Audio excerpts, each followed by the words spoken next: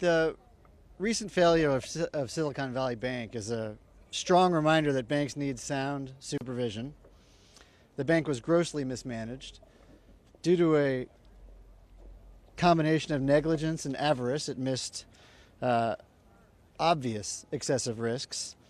Wall Street banks are doing much the same in their reckless approach to fossil fuel financing today. SVB's failure is also a powerful reminder that bank oversight has been far too lax. The Federal Reserve failed to respond timely or appropriately to obvious risks at SVB that were sitting in plain sight. It had noticed some of the problems and was studying them and thinking about acting, but it hadn't acted yet. Again, the same is true in the context of climate-related financial risk. Responses to the SVB failure have also given us some powerful reminders, namely that some here on Capitol Hill would rather play politics and serve corporate donors than maintain a safe and secure banking system. The same is certainly true in the context of climate-related financial risk, where some politicians are waging a campaign to intimidate bank regulators into doing even less than they're already doing now. The Fossil Free Finance Act offers a solution to these problems. It would require the Fed to supervise a process under which big banks align their activities with science-based climate targets. The Fed already has the authority to do this, and it should already be doing this kind of action. It just isn't. At present, big banks are still financing fossil fuels wildly in excess of science-based climate targets, even while a rapid transition to a clean energy economy is well underway and keeps hastening, and even while the banks themselves claim to be supportive of meeting Paris Agreement targets. Every year, instead of helping us meet those targets, they pump more and more gas into a massive carbon bubble. And every year, the risk that it will burst spectacularly grows. The Fed needs to start letting air out of that bubble carefully, deliberately, and quickly before it's too late. That same financing, of course, is fueling the extreme weather that's killing people in this country, causing billions of dollars of damage every year, and beginning to strain the solvency of insurers, and will soon strain the solvency of some banks. And that's before the harms worsen into the type that become threats to human civilization. The need for this bill has never been clearer or more urgent, and we owe a huge debt of thanks and gratitude to our sponsors for their leadership in introducing it today. We'll hear from them now. First is Senator Ed Markey of Massachusetts. Senator Markey is a national leader on the environment and the climate crisis. Throughout his career, he's repeatedly taken steps to push back against the forces driving climate change, including investments by big banks. As a lead Senate sponsor of this bill, the Fossil Free Finance Act, he's advancing a critical tool to hold Wall Street accountable for fueling both the climate crisis and likely financial crises. So thank you, Senator Markey, and welcome. Thank you, David, so much. Thank you all so much. Thank you for being here. Thank you, David. Thank you to David and everyone at Public Citizen for helping to host today's exciting event. I'm honored to be joined by my friends and partners in the House of Representatives, Congresswoman Ayanna Pressley and Congresswoman Rashida Tlaib, as well as Tanya Clay, House Executive Vice President of the Hip Hop Caucus. Today, we are gathered because the climate crisis is threatening our very existence, and it's going to take everyone, especially big banks and big finance, which have played a major role in bringing us to this crisis point. If we're going to keep our economy and our earth from collapsing, we're going to need the cooperation of big finance in the United States, because fighting the climate crisis is about saving our future. And fighting to protect our economy from climate risks is about our future savings. Banks are supposed to keep our economy safe. They shouldn't be gambling our economy on risky investments that will supercharge climate change by doubling down on our fossil-fueled past. When banks take on climate risk, they are playing fast and loose with our economy. Your savings, your retirement, your financial security are all at risk. We need to build a financial system that can survive the climate crisis, not fuel the climate crisis. The largest banks have been providing billions in fossil fuel financing since nations came together on the Paris Agreement in 2015. JP Morgan Chase financed $317 billion in fossil fuels since 2015. Citigroup financed $237 billion. Wells Fargo financed $223 billion. Bank of America financed $198 billion. Those four banks alone are bankrolling nearly $1 trillion towards fossil fuels. Some banks are already coming to realize that this isn't a sane or science-based strategy. Two of those same banks, Bank of America and Citibank, have publicly committed to reaching net zero financing by 2050. We're going to hold them accountable to that, but we're going to ask them to do a lot better than 2050. The planet is running a fever. There are no emergency rooms for planets. We have to put the preventative care financial strategies in place in order to avoid the worst, most catastrophic consequences. So ultimately, though, we're going to need a mechanism for demanding accountability. The Federal Reserve has a responsibility to protect financial stability, but it is not doing enough. The Fed can and must make sure banks and managing climate risk, especially at a time where we have seen firsthand how some bank executives have been acting irresponsibly. Today, that is why Congresswoman Presley and Tlaib and I are excited to reintroduce the Fossil-Free Finance Act. The bill would require the Federal Reserve to properly address the systemic risks that climate change will pose to our financial system and force the big banks like Bank of America, Citi, Morgan Stanley, and JP Morgan Chase to develop transition plans. Specifically, the bill would require banks to reduce financed emissions by 50% by 2030. 50% by 2030. Eliminate all financed emissions by 2050.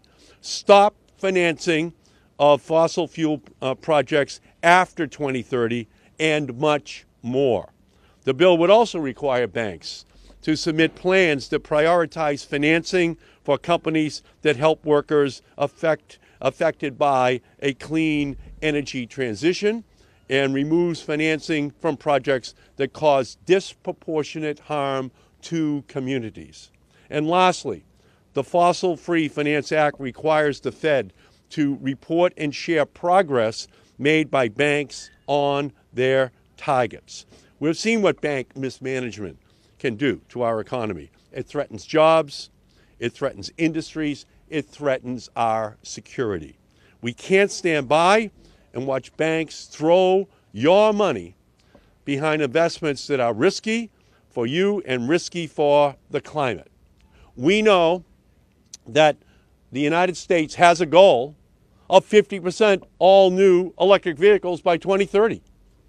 We know that Germany has a goal of 65% all new vehicles being electric by 2030. So we're looking at the decline of the fossil fuel industry as people go all electric.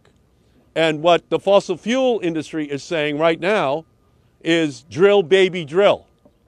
And what the rising generation of Americans are saying is plug in, baby, plug in. Move away from the all-electric vehicle. Future is to destroy our planet. So we're going to put additional pressure on the financing mechanisms at the banks to make sure that we go all electric, that we just leave this fossil fuel industry in the rearview mirror of history. So that's our opportunity. That's what this legislation is all about. Thank you, David. Thank you to Public Citizen for all of your leadership. Thank you.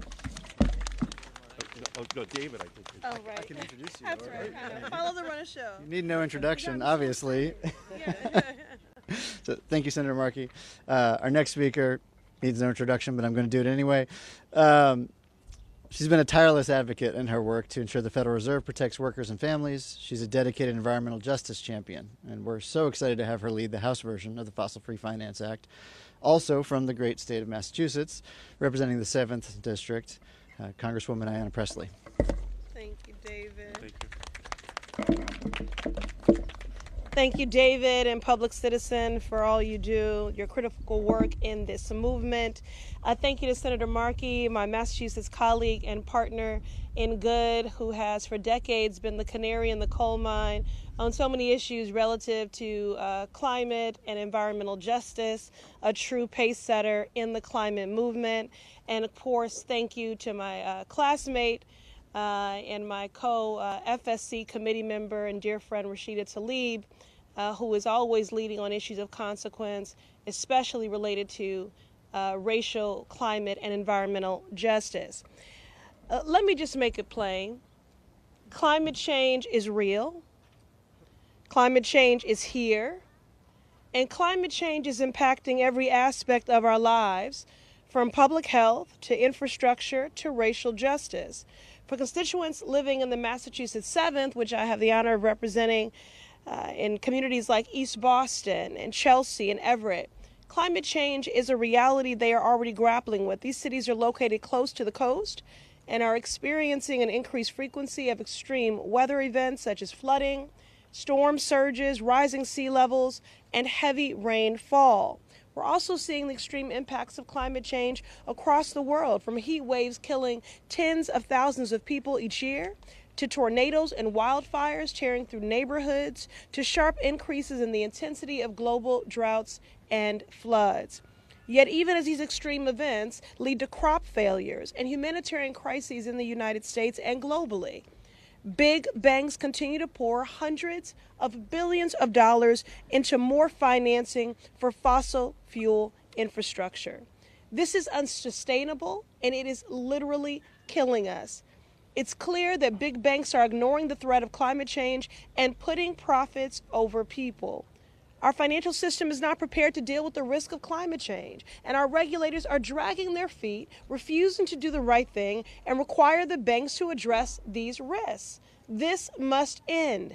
We saw with the collapse of Silicon Valley Bank that when regulators act too slowly, the broader financial system can come under threat. The risks posed by banks that fail to adapt to climate change are similar. We could see sudden reevaluations of assets, collapsing deposit bases, and a lack of sufficient oversight and regulation. That's why we need to pass our Fossil Free Finance Act. I wish I had one of those quotable one-liners like you, Senator.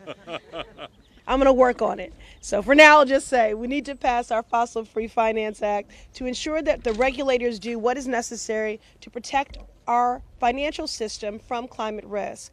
Our bill will mandate that all banks with assets higher than $50 billion align their financing with science-based emission targets. The Fossil Free Finance Act will incorporate the financing of emissions into the systematically important financial institutions designations process and require the Federal Reserve to report regularly to Congress on their efforts.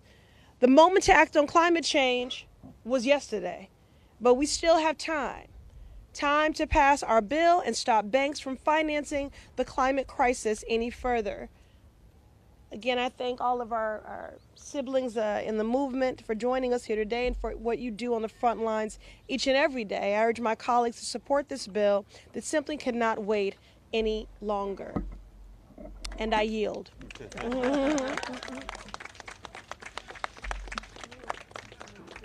Thank you, Congresswoman Pressley. We're also proud to have Congresswoman Rashida Tlaib joining us and joining Senator Markey and Representative Pressley in supporting the Fossil Free Finance Act.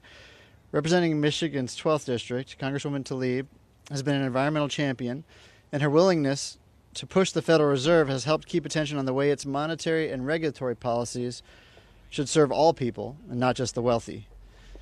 Please welcome her. Thank you. Thank you so much. Thank you so much, David and Public Citizen, who have been incredibly wonderful in helping elevate the voices of my residents at home. Thank you so much to the leadership and the courageous leadership, really, of Senator Markey, and of course my good sister in service, Congresswoman Presley. In my district and across Michigan, we've seen the effects of climate crisis firsthand. I have this thing where I like to make sure that I bring my district to Congress so people understand over and over again the impact of doing nothing. Floods are supposed to occur, as we all know, every 100 years. But right now, especially in my district, I see extreme weather events are being more and more deadly, ravaging our communities and threatening the lives of our residents. But as our communities flood and as our planet burns, the Federal Reserve has not felt any urgency to act. Over the last 8 years, banks provided over $3.8 trillion in direct fossil fuel financing, with most of the investment coming from bank holding companies under the Fed's supervision. The Federal Reserve have consistently lagged behind our European central banks in addressing climate risk, as we all know. Either the Federal Reserve thinks its European counterparts are overreacting, or they simply are failing to lead. But the climate crisis is here, and Wall Street isn't going to do the right thing on its own. So the Fed has a supervisor responsibility, and I would argue a moral imperative to address the systematic risk climate poses to our financial system and our economy. It is incredibly important because since the responsibility has so far proven to be too subjective for the Board of Governors, we've given them explicit targets in this bill, the very targets outlined by the Paris Agreement needed to meet our IPCC climate goals. It's simple math, y'all. The only way we can curb the rise in global temperature of 1.5 degrees Celsius is by halting new fossil fuel projects and aggressively reducing financed emissions by 2050.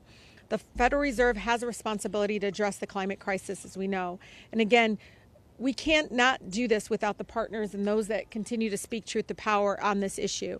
And again, right now, my residents are feeling it. They're feeling it every single day. And I cannot tell you, when you speak to one of my seniors who got flooded twice this past summer, who was so elderly, she was in her 70s, she actually, Senator Markey, could not go to her basement because it froze. The water froze in her basement. She had no way or any way to take it out. And then now she has to deal with mold and so many other things. Again, costing so much money and resources, and her life is completely altered. She didn't deserve that. We can act now to address the climate crisis. Thank you again to the leadership of Senator Markey and, of course, Congresswoman Presley. I appreciate it so much. Thank you. Thank you. I do have a saying. I've read it before. I can't claim it's mine. But drilling is killing. There you go. That's a good one. Tell it to Jay Powell. Well, thank you, Congresswoman Tlaib, for your leadership and your support on this. Our next speaker, Tanya Clay House, is the Executive Vice President for Campaigns and Advocacy at the Hip Hop Caucus. Hip Hop Caucus advocates for an economy that works for everyone, with a mission that is rooted firmly in the belief that racial justice, economic justice, and climate justice are interwoven. Mrs. Clay House.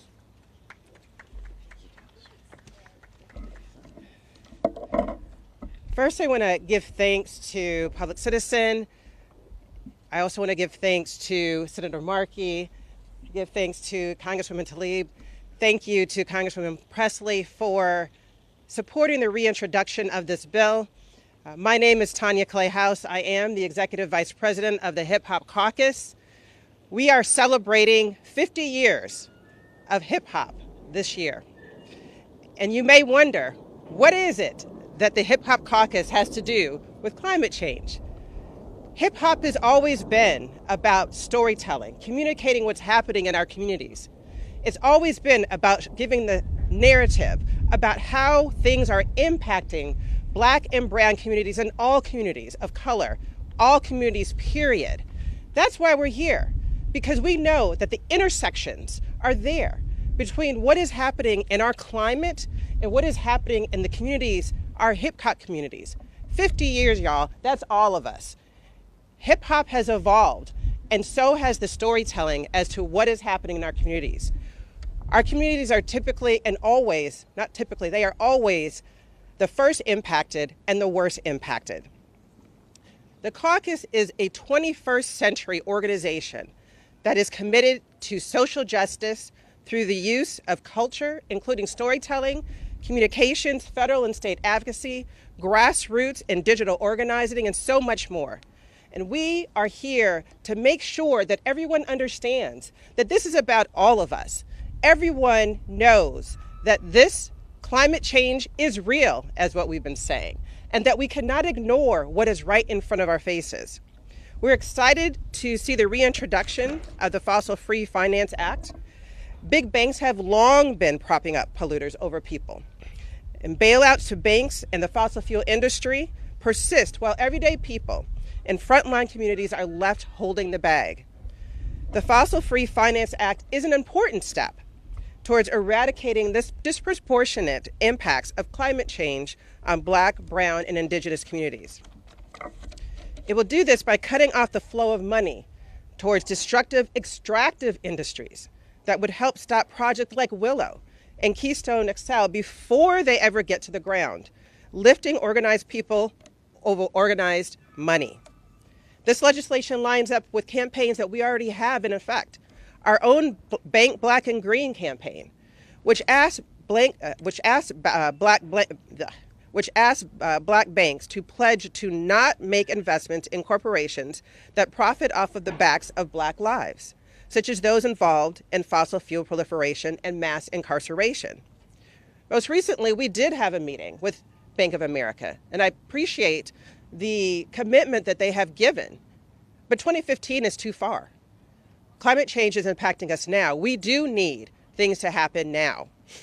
The caucus is also pledged with our like-minded coalitions here, such as Public Citizen, Third Act, Stop the Money Pipeline, and so many more, to pressure these big banks to stop investing in fossil fuels, which contribute to the environmental justice in places like Cancer Alley, the Texas Gulf, and the Ohio River Valley.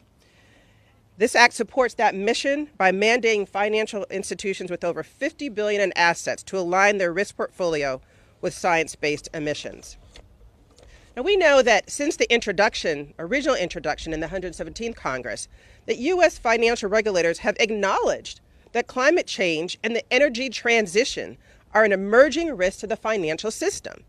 The physical impacts of climate change threaten the value of mortgages and businesses that secure most bank loans. This is the intersection. We know that this is something that must happen, and actually to support all of our industries here. So we must use the power of the Federal Reserve, and this legislation is there to help ensure that we can move forward in this progress. So therefore, we thank everyone here today. We again stand with Senator Markey, Congresswoman Presley, Congresswoman Tlaib, Public Citizen, and the many other organizations here to support this legislation today and urge swift consideration and passage. Thank you. Beautiful. Thank you. Just say thank you again to all our sponsors and our speakers, and we're happy to take questions.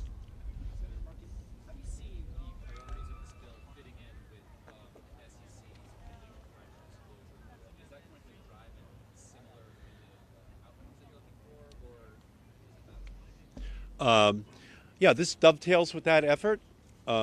We have to keep the pressure on.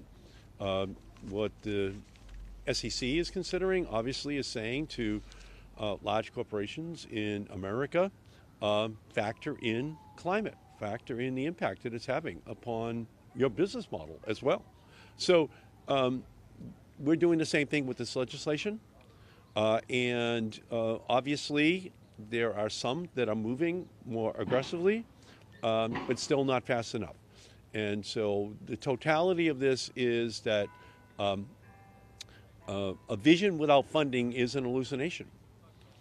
If we want to have a vision for a clean energy future, but the financing isn't there and continues to focus upon a fossil fuel past that they want to extend indefinitely into the future, then we won't solve this problem. And Black, brown, communities of color all across the United States are going to continue to suffer from those big bank decisions. And the most vulnerable countries around the world, the poorest as well, will suffer because of those big bank decisions. So we know that fossil fuels are going to be declining. We just want the financial system to get ahead of the curve and to be leading while making money for their investors.